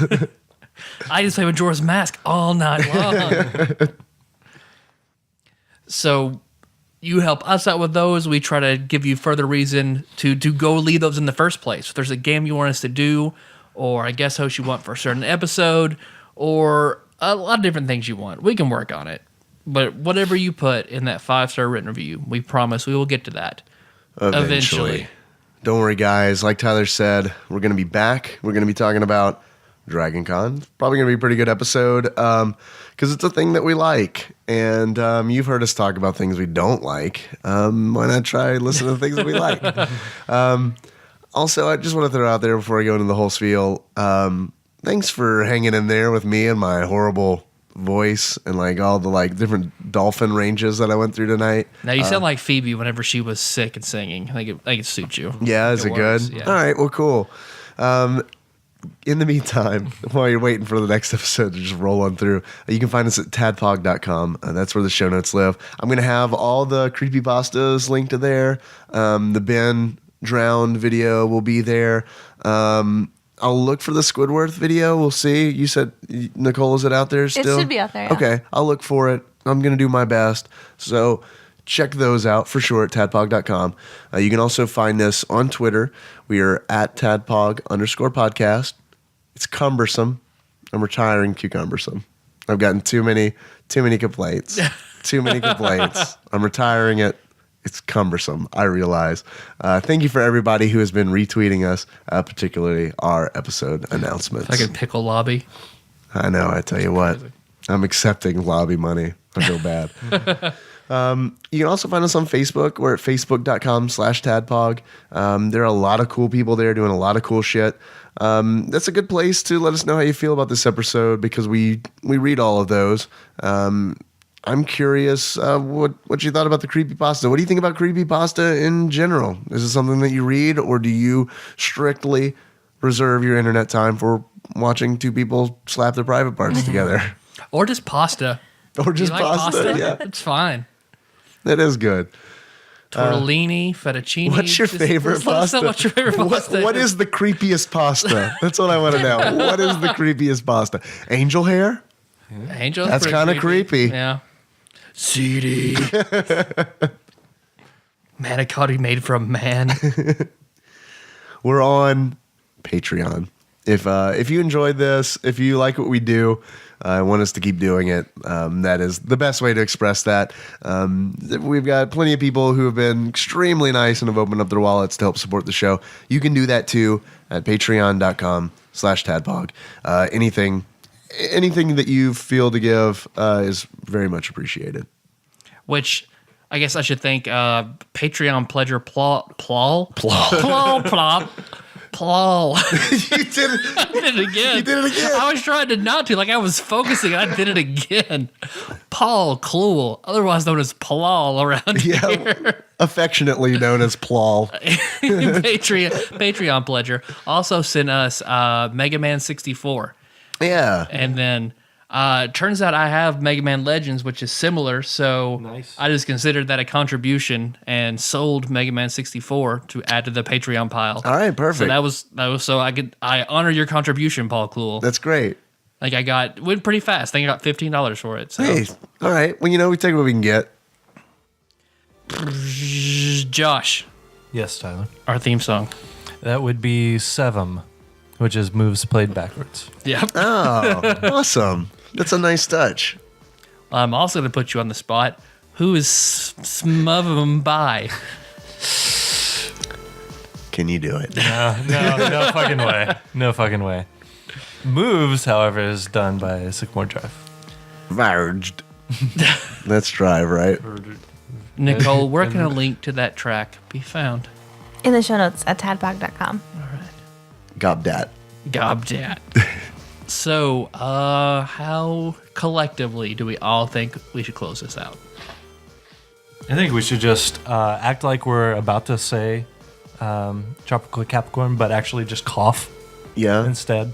I can do that. I can give you a real authentic one. So until next time.